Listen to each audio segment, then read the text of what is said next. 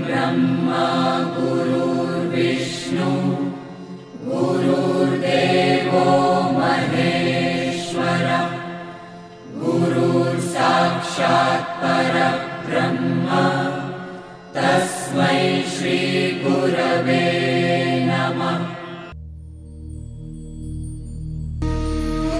हे ऊर्ध्वगामी मन, तपाईँ भित्रको स्थित प्रज्ञतालाई नमन, मेरो नमन स्वीकार गर्नुहोस्। स्वागत र अभिनन्दन कार्यक्रम जागरणमा यो विनोद शर्माको। आज श्रीमद् भागवत गीताको अध्याय 6 श्लोक 7 माथि चर्चा गर्ने अनुमति चाहन्छु। जितात्मनः प्रशान्तस्य परमात्मा समाहिता शीतोष्ण सुख दुखेषु तथा मानापमानयो। जितात्मनः, जसले आफूमाथि विजय प्राप्त गर्यो, प्रशान्तस्य, जो निर्विकार शान्त भयो, प्रशान्त भयो, परमात्मा समाहिता, उसको लागि परमात्मा नित्य प्राप्त छ, समाहित छ। शीतोष्ण सुख दुखेषु, अनुकूलता प्रतिकूलता, सुख दुःख तथा मान अपमानयो, मान अपमानमा जो स्थिर छ, अनुदिग्न छ, शान्त छ, निर्विकार छ, त्यो व्यक्तिले आफूमाथि विजय प्राप्त गरेको ठहरिन्छ र ऊ भित्र परमात्मा समाहित भएको मानिन्छ। अब आउनुहोस् विस्तृत व्याख्या। जितात्मनः, जसले शरीर, इन्द्रियहरू, मन, बुद्धि, कुनै पनि प्राकृत पदार्थसँग अलिकति पनि मेरोपनको, आफ्नोपनको, ममताको भाव राख्दैन, भाव जोड्दैन, जो ध्यान र संकल्पको बलबाट आफ्नो समग्र इन्द्रियहरूमाथि विजय प्राप्त गरेको छ, ऊ जितात्मा हो, आफूलाई जितेको मनुष्य हो। ऊ मनको दास हुँदैन, मन मतबाट चल्दैन, श्रीमतबाट चल्दछ। जितात्माले आफ्नो भलो त गर्छ नै, उसबाट संसारलाई पनि ठूलो हित हुन्छ मित्र। जितात्मना शीतोष्ण सुख दुखेषु प्रशान्तस्य। यहाँ मित्र शीत र उष्ण भन्ने जुन पदहरू छन्, यसले जाडो र गर्मीलाई जनाउँदैन। जाडो र गर्मी यी दुवै त्वगिन्द्रिय विषय हुन्। कुनै साधक त्वगिन्द्रिय विषयमा मात्र शान्त रहन सक्यो भने उसका नेत्र, उसका रसना, घ्राण यी विषयहरूमा प्रशान्त हुन सक्दैन, अनि ऊ अपूर्ण रहन्छ। त्यसकारण यहाँ शीत र उष्ण यी पदहरू अनुकूलता र प्रतिकूलता वाचक हुन् मित्र।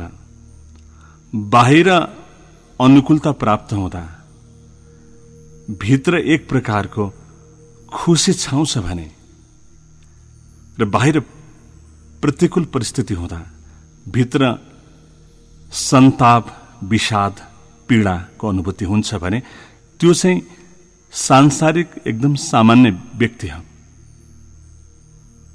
सुख पनि तनाव हो मित्र, दुःख पनि तनाव हो।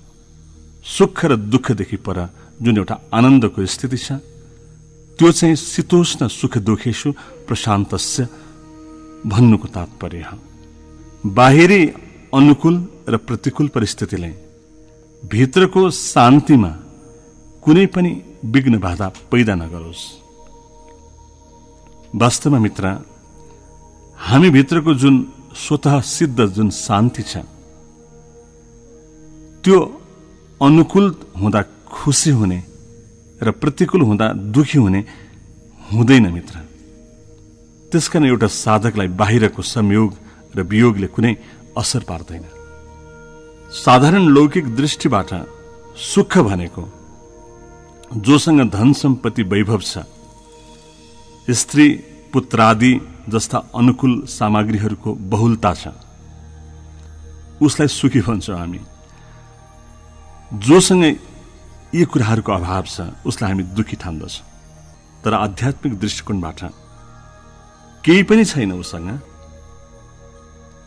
बिहान बेलुकी हातमुख जोर्न धौधौ छ, तन ढाक्ने कपडा छैन, बस्ने घर छैन, कुनै साथी सङ्गी सम्बन्ध छैन। तर ऊ मस्त छ, सुखी छ, प्रसन्न छ, आनन्दित छ भने ऊ सुखी।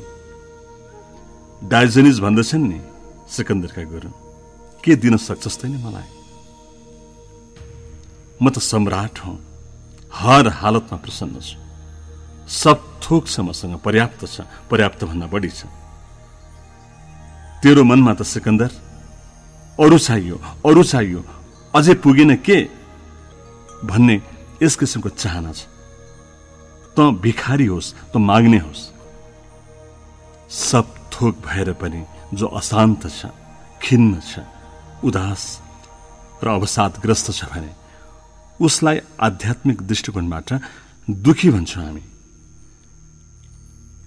सुख र दुःखको कारण बाहिर होला, तर आनन्दको कारण भित्र छ मित्र।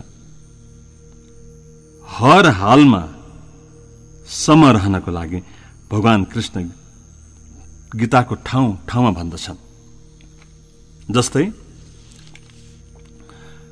सम दुःख सुख अध्याय 12 को 13 अनि अध्याय 14 को 24 मा भन्नुहुन्छ। शीतोष्ण सुख दुखेषु समः अध्याय 12 को श्लोक 18। द्वन्द्वैर विमुक्तः सुख दुःख संज्ञा अध्याय 15 को श्लोक 5। हरेक श्लोकमा सुख दुःखबाट रहित हुने वा सम्म हुने कुरा गर्नुभएको छ भगवान कृष्णले गीतामा। रहित भन्नु र सम भन्नु यो आन्तरिक कुरा हो, आन्तरिक चैतन्यको स्थितिको कुरा हो। अनुकूल वेद नियम सुखम, अनुकूलताबाट सुखको अनुभूति हुन्छ। प्रतिकूल वेद नियम दुःखम, प्रतिकूलताबाट दुःखको अनुभूति हुन्छ। तर अनुकूलता प्रतिकूलता जे भए पनि जो शान्त रहन्छ, अनुदिग्न रहन्छ, ऊ चाहिँ सन्त हो। तथा माना अपमानयो, हामी मान चाहन्छौँ, सबैले मलाई मान गरिदिउन्, मान सम्मानको चाहना हुन्छ हाम्रो अहंकारलाई। अलिकति पनि अपमानको आभास गर्यो भने हाम्रो अहंकारले दुखी हुन्छ, मानमा मक्ख पर्छ। कसैले निन्दा गरिदियो भने अपमान लाग्दछ, तर कसैले स्तुति गर्यो भने मान लाग्दछ। तर व्यवहारमा के हुन्छ भने स्वार्थ सिद्ध गर्नको लागि स्तुति र प्रशंसा गर्दछन् मान्छे। स्वार्थको समापनमा अपमान गरिदिन सक्छन् मान्छेले। कसैले मान गर्यो भने त्यो गर्नेको सज्जनता भन्ने ठानौ, र कसैले अपमान गर्यो भने आफ्नो कर्मको फल भन्ने मानौ। अकारण ज्यादै अपमान र अत्याचार गरिरहेको छ कसैले भने त्यसको प्रतिकार चाहिँ गर्नुपर्दछ मित्र, तर शान्त ढंगबाट। महाभारतको युद्ध शान्त प्रतिकारको सन्देश हो मित्र। यदि साधकले मानलाई आफ्नो गुण र अपमानलाई अर्काको दोष भन्ने ठान्न थाल्यो भने ऊ मान अपमानमा प्रशान्त रहन सक्दैन। आत्मविजय ऊ हो जो जस्तो सुकै मान र अपमानको स्थिति आए पनि ऊ अनुदिग्न रहन्छ, शान्त रहन्छ। त्यस्तो व्यक्तिमा परमात्मा समाहित। गीता भन्दछ सुख दुःख मान अपमान शीत उष्ण यी 6 कुरामा जो प्रशान्त रहन्छ, जो निर्विकार रहन सक्दछ भने के सिद्ध हुन्छ भने उसमा परमात्मा समाहित छन्। किनकि भित्र विलक्षण आनन्द प्राप्त गरे बिना बाहिरी अनुकूलता प्रतिकूलता, सिद्धि असिद्धि, मान अपमान जस्तो सुकै कुरामा पनि प्रशान्त रहन सक्दैनौ। तर यदि जस्तो सुकै अवस्थामा पनि शान्त रहन सकेको छ भने उसलाई एक रस रहनेवाला विलक्षण आनन्द प्राप्त भएको होला भित्र भनेर बुझ्नुपर्छ। त्यसकारण कृष्णले ठाउँ ठाउँमा भन्नुभएको छ कि जब व्यक्तिको मन साम्य अवस्थामा स्थित हुन्छ उसले जिउँदै संसारलाई जितेको ठहरिन्छ। जसको आत्मा मित्र झैं छ, जसको सो शरीर प्रतिको आसक्ति पटक्कै छैन, त्यस्तो व्यक्ति प्रतिकूलता अनुकूलता सुख दुःख मान अपमान आदिमा सम्म रहन सक्छ, निर्विकार रहन सक्दछ। यस्तो मनुष्य सिद्ध कर्मयोगी हो। उसलाई परमात्माको अनुभूति भइसकेको छ भनेर बुझ्नुपर्छ। त्यस्ता व्यक्तिले के बुझेका हुन्छन् भने प्रतिकूलता अनुकूलता सुख दुःख मान अपमान शीत उष्ण यी सबै कुरा आकाशको बादल झैं आउँदै जाँदै गरिरहन्छन्, तर भित्रको जुन परमात्मा तत्त्व हो त्यो चाहिँ ज्योंका त्यों रहिरहन्छ, ज्यों था त्यों ठहराए। व्यवहारमा मित्र, हामी संसारमा डुबेका व्यक्तिहरूलाई हेरौं, छिसिक्क केही हुनु हुँदैन। हाम्रो अहंकार चोटित भइहाल्दछ, घाइते बन्दछ। कसैले केही गर्नु पनि पर्दैन, आफ्नै कल्पना काफी छ आत्मपीडाको लागि। सधैँ हेरेर मुस्काउने व्यक्ति कहिले कुनै कारणवश नदेखे झैं गर्यो भने त्यति भए पुग्छ हामीलाई। सद्गुरुहरूले पनि साधकलाई, आफ्नो शिष्यलाई स्थित प्रज्ञ बनाउनको लागि, जुनसुकै स्थितिमा पनि प्रज्ञावान बनाउनको लागि, सकारात्मक पुरुषार्थी बनाउनको लागि हृदयसम्मको परीक्षाबाट गुजार्न सक्छन्, अकारण अपमान गरिदिन सक्छन्, दोष लाउन सक्छन्, आश्रमबाट निष्कासन गरिदिन सक्छन्।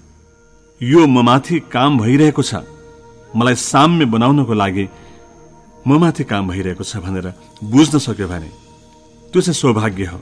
बुझेन भने मन्त्र मूलम गुरु वाक्य, गुरुको वाणीलाई मन्त्र ठानेर बुझेन, खालि कुरो मात्रै बुझ्यो सैद्धान्तिक रूपबाट, गुरु वाणीलाई नै उछिनेर अहमको दास बनेर साधनात्मक यात्रा गर्दछ भने त्यो चाहिँ दुर्भाग्य। आजलाई यति नै।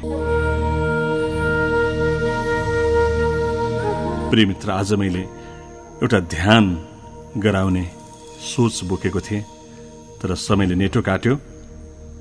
म विनोद शर्मा तपाईकै आफ्नो कार्यक्रम जागरणबाट बिदा चाहन्छौ। बिदा पाऊ। प्रणाम।